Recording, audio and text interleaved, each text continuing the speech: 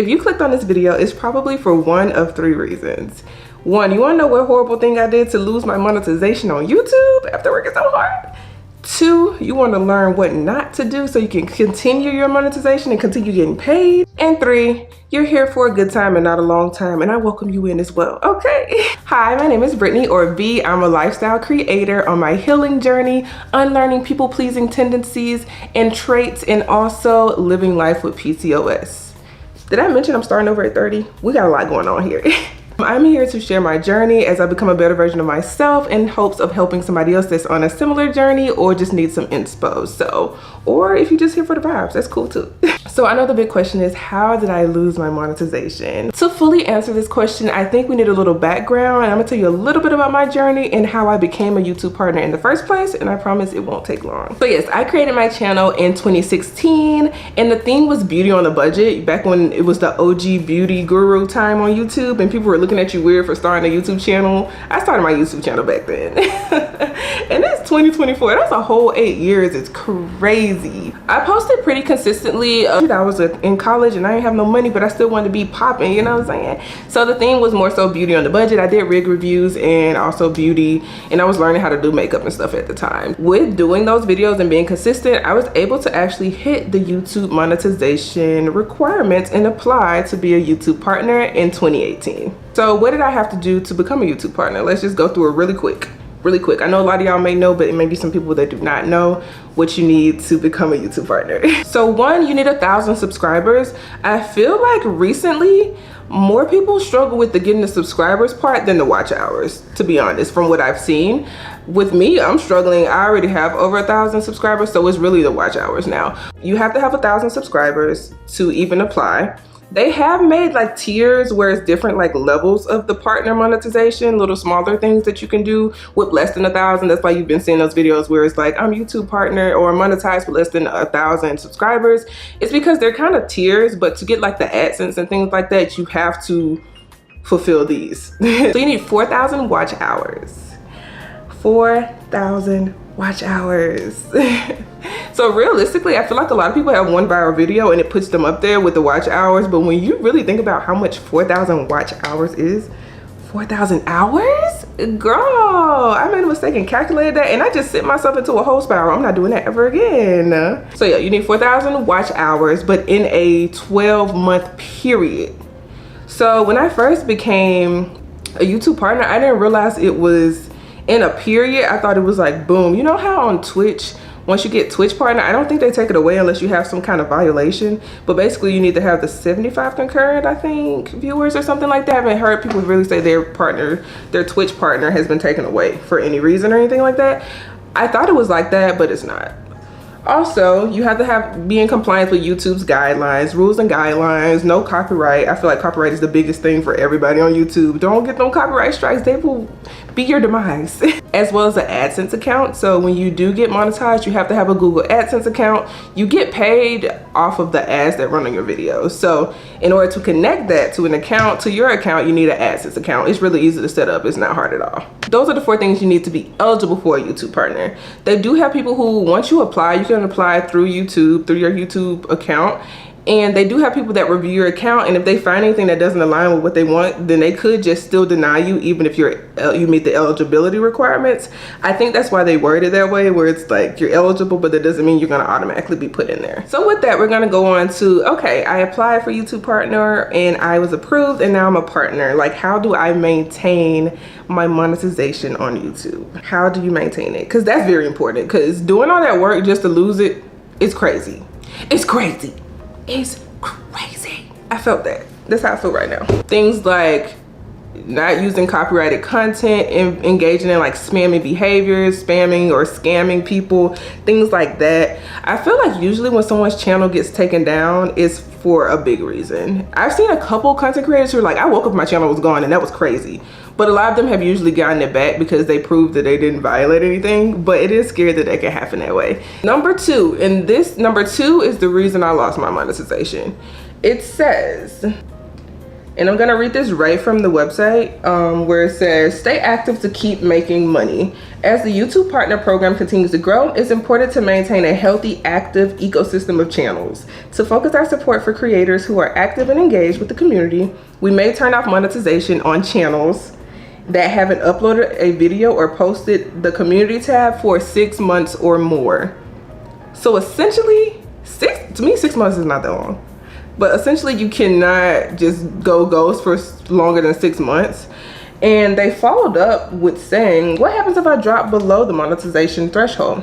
YouTube will not automatically remove your channel's access to monetization if it drops below the threshold. However, YouTube does reserve the right at its discretion to remove monetization from channels if a channel is inactive and not uploading or posting community posts for 6 months or more. So y'all know the mental health breaks, we don't really have time for that on YouTube.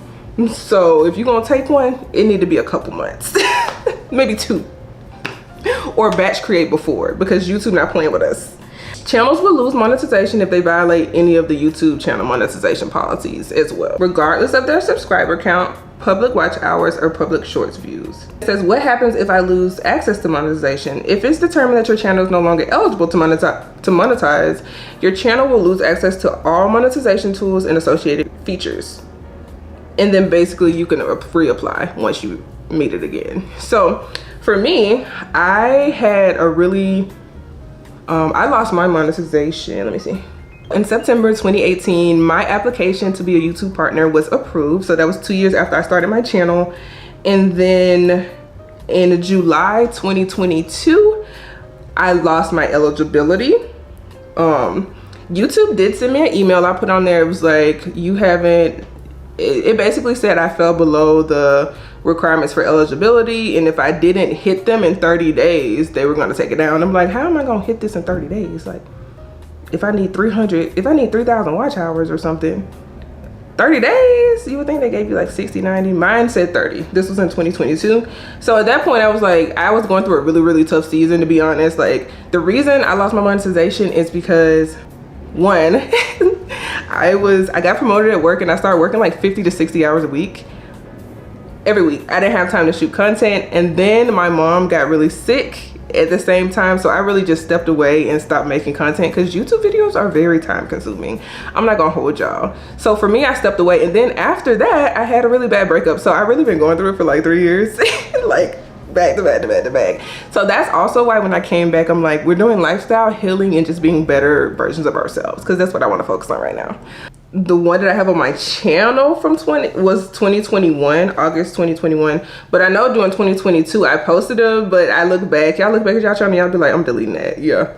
So I had only made maybe like 1 or 2 videos in 2022. So it did fall in that, like, I hadn't posted 6 months like threshold.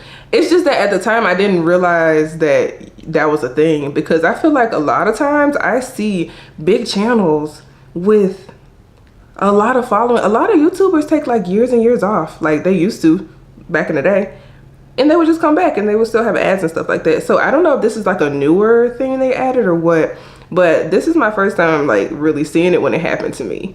So I mean, a lot of other people I saw lost their monetization was because they were doing some wild stuff on YouTube. So I was really shocked. I didn't know about that. Do I regret it? No, because life was really kicking my ass. Like, I can't really do nothing about that. Honestly, my personal opinion is more so about watch hours. I feel like they're not really being like, oh, you haven't posted in 6 months. I feel like they're like, oh, you haven't had a substantial amount of watch hours, because I really doubt that they're going to channels and being like 6 months in 1 day and like taking it down. I really doubt they're doing that. I think because my channel, because I did have a video that went pretty viral. It was about like a passion twist, and that was seeing views, I want to say, through, like, while I wasn't posting, that video was still getting views. And when that video started to scale down, I didn't get the monetization issue until that video scaled down. So I really do feel like it's about watch hour and watch time versus like, oh, your post was 6 months ago. If anybody's seen anything different, let me know, but I think it's that. So I do realize, I'm like, okay, well, that would make sense as to why some of these bigger channels take more than 6 months off, but they come back because their videos are still getting views by their fans and stuff like that. Versus if you're smaller, it's harder for you to be discoverable, and like, you really have to push your content. That's my opinion on what is really happening with people and why we don't see the bigger channels lose their monetization when they take these really long breaks. Because I'm like, I've seen people take years off and come back with the ads.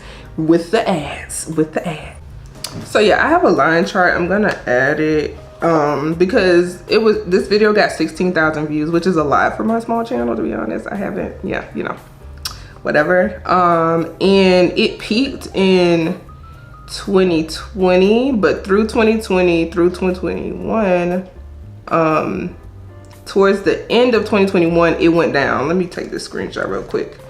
And I feel like that's really what was carrying my channel while I was away. And a couple other videos, I do have other videos that have decent views. Essentially, after that, I took another year off. So it's 2 years later and I'm back trying to get my monetization. But all I did was take a break. Life happens and sometimes you just need time away. And the amount of time that you have to spend and dedicate to YouTube, if you have a job that's very demanding or other things, I also have a small business. I also do marketing services. There's other things that I do. So at the time I needed money and YouTube wasn't that girl for me. So yeah, there was a lot going on and that's why I lost my monetization, because I stopped posting and didn't get enough watch hours in the 12 months. Because I really think that's why they say 4,000 hours in the 12 months. Getting views, it's a lot of questions. One, I want to see somebody who consistently got views all throughout the years and they still lost their monetization. And I also want to see somebody who didn't post for over 6 months and didn't lose it because I think it's the watch time. So yeah, that's really all. I thank you guys so much for watching this video. I hope this helps somebody. I'm gonna edit in the resources and the links and things that I use to reference on here, and then if there's anything I missed, I'll edit it in with my editing bee head. Now we're in 2024. I'm back being consistent. We're doing our lifestyle healing girly era, and if you're interested in that, make sure you hit the subscribe button. Thank you so much for watching this video. I'm so happy you guys came here, and I hope that this video can help somebody else. Just in case you're thinking about taking that break and you're a little scared about it, I would just suggest batching or at least posting every couple months, just in case, if you don't want to like lose it. Because baby, getting these 4,000 watch hours is kicking my butt. But in the meantime, if you're interested in what I be doing in my life and what my new content is looking like, I'll tag some content somewhere here and you can click this and keep on watching.